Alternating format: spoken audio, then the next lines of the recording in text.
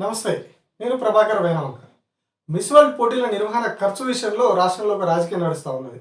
ఒక గందరగోళమైన పరిస్థితి ఏర్పడ్డది. దాదాపు 200 కోట్ల రూపాయలు ఖర్చు పెట్టి ఈ వేడుకలు నిర్వహించిర్రు. అంతా వృధా చేసిర్రు అని చెప్పి బీఆర్ఎస్ పార్టీ ఆరోపిస్తూ ఉన్నది మొదటి నుంచి కూడా. ఎప్పుడైతే ఈవెంట్ నిర్వహిస్తారని తెలిసినప్పటి నుంచి కూడా గత ఫిబ్రవరి, మార్చి నుంచి కూడా దీని మీద ఆరోపణలు వస్తూ ఉన్నాయి. 200 కోట్ల రూపాయలు ప్రజాధనాన్ని వృధా చేస్తున్నారు అని చెప్పేసి. సో దానికి వేడుకలు ముగిసిపోయిన తర్వాత మంత్రి జూపల్లి కృష్ణారావు ఒక ప్రెస్ మీట్ పెట్టి ఇవాళ లెక్కలు చెప్పారు. ఇప్పటి వరకు మిస్ వరల్డ్ వేడుకల నిర్వహణకు కేవలం 30 కోట్ల రూపాయలు మాత్రమే మేము ఖర్చు పెట్టాం. అందులో 5 కోట్లు లైసెన్స్ ఫీజు, మిగతా 25 కోట్లు ఆ కార్యక్రమాల నిర్వహణకు, ఈవెంట్స్కు, ఆ వేదికలకు, మిగతా ఇతరత్ర ఖర్చులు అన్నిటికి కలిపి 25 కోట్లు మాత్రమే మేము ఖర్చు పెట్టినామని చెప్పి చెప్తా ఉన్నారు. సో మిగతా ఏదైతే టోటల్గా 30 కోట్లు ఖర్చు అయిందో రాబడి విషయంలో దాదాపుగా 21 కోట్లకు పైగా, అటు ఇటుగా 25 కోట్ల రూపాయలు వివిధ స్పాన్సర్ల ద్వారా వచ్చినాయని చెప్పి చెప్తా ఉన్నారు. దానికి సంబంధించిన డీటెయిల్స్ అయినా వెల్లడించారు. ఏ కంపెనీ ఎంత ఇచ్చింది, మెగా ఒక 5 కోట్లు, ఇట్లా రకరకాల కంపెనీలు 5 కోట్లు, 2 కోట్లు, కోటి, ఊళ్ళలో చందాలు రాయించినట్టుగా చందాలు రాయించి తలాయినిచ్చి అన్ని కలిపి ఒక 20-25 కోట్ల రూపాయలు లెక్క చెప్పారు. సో 25 కోట్లు ఖర్చు అయింది, 25 కోట్లు అంటే లైసెన్స్ ఫీజు పక్కన పెడితే 25 కోట్లు ఖర్చు అయింది, 25 కోట్లు స్పాన్సర్ల ద్వారా వచ్చింది. కాబట్టి ఇందులో పైసా ఖర్చు లేదు, ప్రభుత్వానికి పైసా పోయింది లేదు. ఇది ఫైనల్ స్టే ఆల్మోస్ట్ ఫైనల్.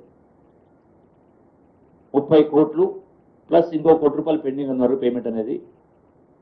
వచ్చినట్టు 21 కోట్లు. సో ఈ 31 కోట్లు 21 కోట్లు పోతే ఎంత? 10 కోట్లు ఉన్నట్టే కదా. ఇందులో 3 కోట్ల రూపాయలు మిస్ వరల్డ్ లిమిటెడ్కు డిపార్ట్మెంట్ గారు ఖర్చు పెట్టింది.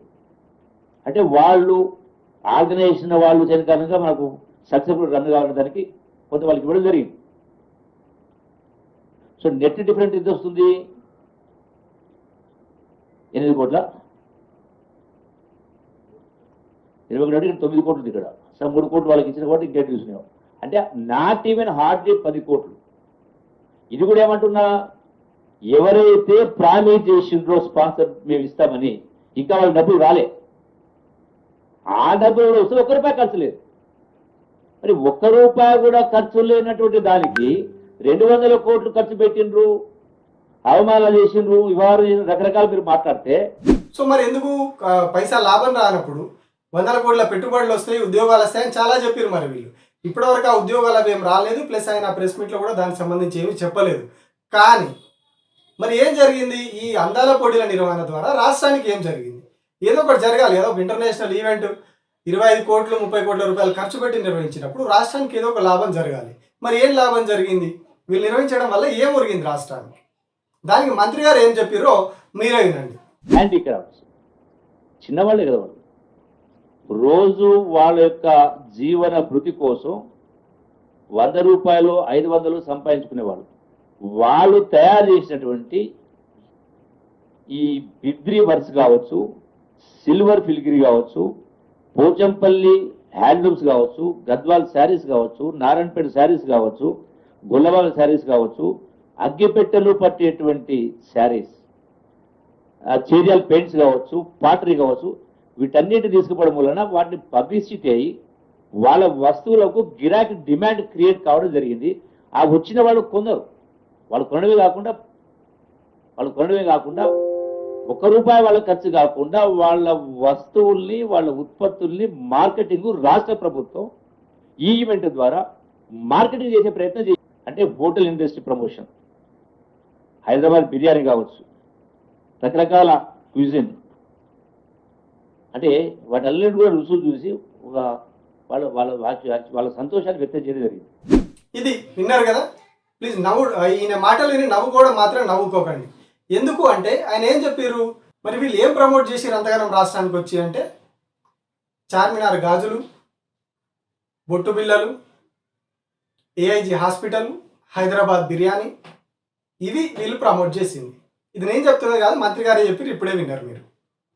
సో మరి వీటిని ప్రమోట్ చేయడానికి ఒక ఇంటర్నేషనల్ ఈవెంట్ 25 కోట్ల రూపాయలు ఖర్చు పెట్టి నిర్వహించాల్సిన అవసరం, నెల రోజుల పాటు టూరిజం శాఖ అధికారులందరూ కూడా దాని మీదనే ఉండి, జయేష్ రంజన్ లాంటి ఒక కీలకమైన అధికారిని కంప్లీట్గా దాని మీదనే పెట్టి మంత్రులందరూ ఉండి, ముఖ్యమంత్రి స్వయంగా 6 సార్లు ఆ ప్రోగ్రాంకి వెళ్ళి అంటే వాళ్ళు నిర్వహించిన ఈవెంట్లకు 6 ఈవెంట్లకు 6-7 ఈవెంట్లకు స్వయంగా ముఖ్యమంత్రి పోయి పాల్గొని ప్రజలు కలవడానికి రాని ముఖ్యమంత్రి ఈ ఈవెంట్కి 6 సార్లు వెళ్తారు. నెల రోజుల వ్యవధిలో 6 సార్లు ఆ కార్యక్రమాలకు ముఖ్యమంత్రి హాజరై మరి ఏం జరిగింది? రాష్ట్రానికి జరిగిన లాభం ఏంది అంటే ఇవి బొట్టు బిల్లలు, సిల్వర్ ఫిలిగ్రీ, ఏంటి అవి చార్మినార్ గాజులు, హైదరాబాద్ బిర్యానీ. పాపం మరి జూపల్లి కృష్ణారావు గారు గతంలో కూడా మంత్రిగా పనిచేసారు. మరి ఆయన ఇట్లా ఎందుకు మాట్లాడారు అర్థం కాలేదు. కానీ హైదరాబాద్ బిర్యానీకి ఆల్రెడీ అంతర్జాతీయ గుర్తింపు ఉన్నది. సిల్వర్ ఫిలిగ్రీ కూడా అంతర్జాతీయ గుర్తింపు ఉన్నది. ఎవరు అంబానీ పెళ్లిలో వచ్చినటువంటి ఇంటర్నేషనల్ సెలబ్రిటీలు అందరికీ కూడా ఆ సిల్వర్ ఫిలిగ్రీ, అది కూడా కరీంనగర్ జిల్లాకు సంబంధించినటువంటి సిల్వర్ ఫిలిగ్రీ ఆ కళాకారులు తయారు చేసినటువంటి వస్తువులనే వాళ్ళందరికీ గిఫ్ట్గా ఇచ్చారు. చార్మినార్ గాజులో కూడా ఆల్రెడీ అంతర్జాతీయ గుర్తింపు ఉన్నది.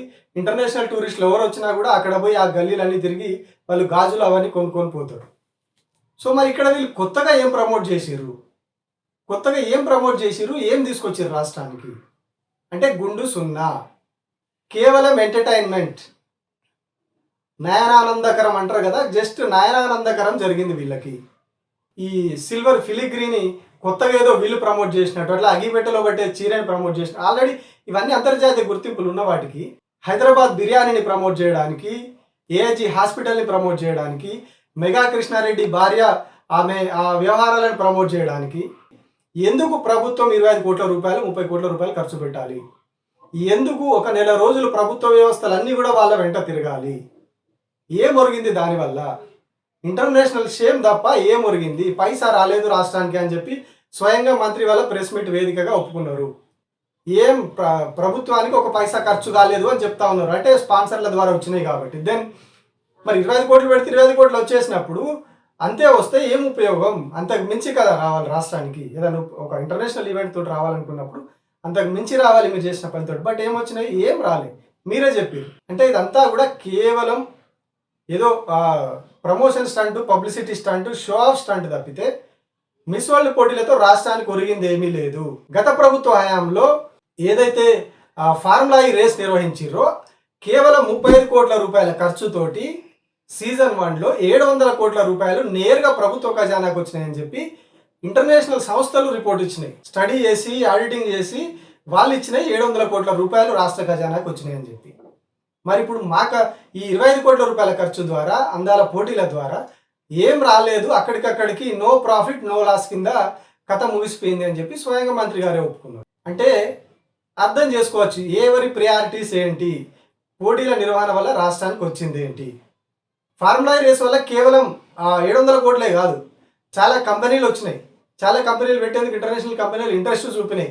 ఆ తర్వాత కాంగ్రెస్ గవర్నమెంట్ వచ్చినాక కొన్ని వెనక్కి కూడా పోయినాయి మళ్ళీ. అంటే వీళ్ళ వ్యవహారం నచ్చకుండా ఇంకొక రకంగా వాళ్ళు వెనక్కి వెళ్ళిపోయారు. బట్ అప్పుడు 35 కోట్ల ద్వారా 700 కోట్ల పెట్టుబడి వస్తే ఇప్పుడు 35 కోట్లకి 35 కోట్ల స్పాన్సర్షిప్ డబ్బుల ద్వారా 25 కోట్ల పెట్టుబడి పెడితే 25 కోట్లు అక్కడికక్కడికి నో ప్రాఫిట్ నో లాస్.